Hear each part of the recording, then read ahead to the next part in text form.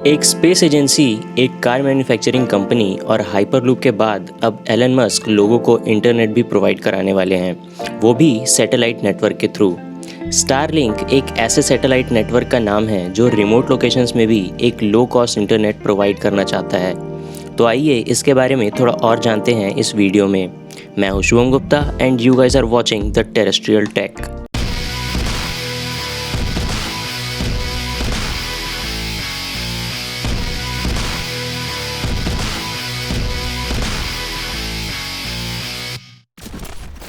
जनवरी 2015 में स्पेसएक्स के इस सैटेलाइट इंटरनेट प्रपोजल की अनाउंसमेंट की गई थी।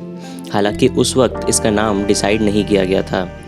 एलन मस्क ने उस वक्त बताया था कि कंपनी ने इंटरनेशनल रेगुलेटर्स के साथ लोअर अर्थ ऑर्बिट में 4000 सैटेलाइट्स प्लेस करने के डॉक्यूमेंट्स फाइल किए हैं। पर जल्दी ही मस्क के इन सैटेलाइट्स का नंबर बढ़ गया क्योंकि उन्हें अपने मार्स कोलोनाइजेशन विजन को अचीव करने के लिए estimated $1 trillion internet connectivity market के एक पार्ट को कैप्चर करने की उम्मीद थी। यूएस फेडरल कम्युनिकेशंस कमीशन ने स्पेसएक्स को 12,000 सैटेलाइट्स उड़ाने की परमिशन दे दी थी। स्टारलिंक ने 2018 में अपने पहले 2 टेस्ट क्राफ्ट्स टिंटिन ए और टिंटिन बी को लॉन्च किया था। ये टेस्ट सक्सेसफुल रहा। इनिशियल डेटा के बेसिस पर कंपनी ने एफसीसी से इन सैटेलाइट्स को पहले प्लान किए गए एल्टीट्यूड से और नीचे उड़ाने की परमिशन मांगी, जिसके लिए एफसीसी ने मंजूरी दे दी। स्पेसएक्स फैल्कन 9 रॉकेट की हेल्प से पहले 60 सैटेलाइट्स को 23 मई 2019 को लॉन्च किया गया। ये सैटेलाइट्स सक्सेसफुली अपने 340 माइल्स यानी 550 किलोमीटर के ऑपरेशनल एल्टीट्यूड पर पहुंच गए। ये एल्टीट्यूड इतना लो था कि इन सैटेलाइट्स के डिस्ट्रॉय होने पर अर्थ का एटमॉस्फेरिक ड्रैग इन्हें नीचे खींच ले, ताकि ये सैटेलाइट्स डिस्ट्रॉय होने के बाद स्पेस जंक ना बने। अब चलिए जानते हैं कि स्टारलिंक किस तरह काम करेगा। स्काई एंड टेलीस्कोप मैगजीन के अकॉर्डिंग हर एक सैटेलाइट का वेट 227 किलोग्राम है और साइज लगभग एक टेबल जितना। दूर दराज के इलाकों में जहां इंटरनेट सिग्नल्स भेजने के लिए इलेक्ट्रिक केबल्स बिछाया जाता है, वहीं दूसरी तरफ स्टारलिंक सिग्नल सेंड करने के लिए स्पेस के वैक्यूम का यूज़ करता है, जहां ये फाइबर ऑप्टिक्स केबल के मुकाबले 47% तेज़ी से ट्रैवल करता है। Current satellite internet large spacecrafts का यूज़ करके काम करते हैं जो अर्थ के एक पर्टिकुलर स्पॉट से 22,236 माइल्स ऊपर है।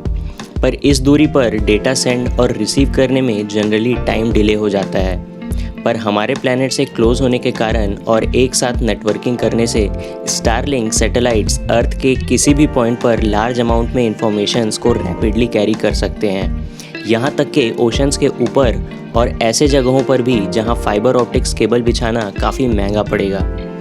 पर पहले लॉन्च के कुछ दिनों के अंदर ही स्काई वॉचर्स ने सुबह के समय इन सैटेलाइट्स के पास लाइट की एक लीनियर पर्ल स्ट्रीम देखी। ये ब्राइटनेस सभी के लिए एक सरप्राइज था, इवन स्पेसएक्स और एस्ट्रोनॉमिकल कम्युनिटी के लिए भी। इसके साथ ही रिसर्चर्स ने पैनिक करना स्टार्ट कर दिया और अपने डेटा में इन सैटेलाइट स्ट्रीक्स की फ़ोटो शेयर की और इसे लेकर कई कंसर्न्स भी जाहिर किए कि स्टारलिंक सैटेलाइट से नाइट स्काई पर बुरा इफेक्ट पड़ेगा। पर स्पेसएक्स ने कहा है कि वो ऑर्गेनाइजेशंस और स्पेस एजेंसीज के साथ मिलकर अपने इस मेगा कॉन्स्टिलेशन के इम्पैक्ट्स को कम करेंगे और स्टारलिंक के डिप्लॉयमेंट्स को जारी रखेंगे।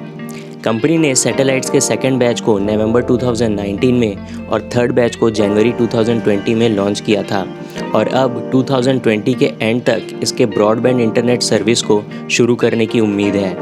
स्पेसएक्स ने नाइट स्काई पर स्टारलिंक के इफेक्ट को लेकर एस्ट्रोनॉमर्स के कंसर्न को कम करने की कोशिश की है। जनवरी 2020 बैच के एक सैटेलाइट डार्क सैट को ब्लैक कोटिंग के साथ डिज़ाइन किया गया था ताकि नाइट स्काई में उसकी चमक कम की जा सके। पर स्पेसएक्स और वनवेब जैसे कई प्राइवेट कंपनीज़ के मेगा कॉन्स्टिलेशन में बड़ी संख्या में सैटेलाइट्स होने से ऐसा माना जा रहा है कि ऐसे प्रॉब्लम्स आगे भी आते रहेंगे और इसलिए एडवोकेट्स ने गवर्नमेंट एजेंसीज से कड़े रेगुलेशंस की मांग की है। तो इसी के साथ आज के इस वीडियो में इतना ही। फिर मिलेंगे ऐसे ही और भी इंफॉर्मेशनल वीडियोस के साथ। तो अगर आपने अब तक हमारे चैनल को सब्सक्राइब नहीं किया है तो कर लीजिए और लेटेस्ट नोटिफिकेशंस पाने के लिए बेल आइकन को प्रेस कीजिए। See you guys in the next video.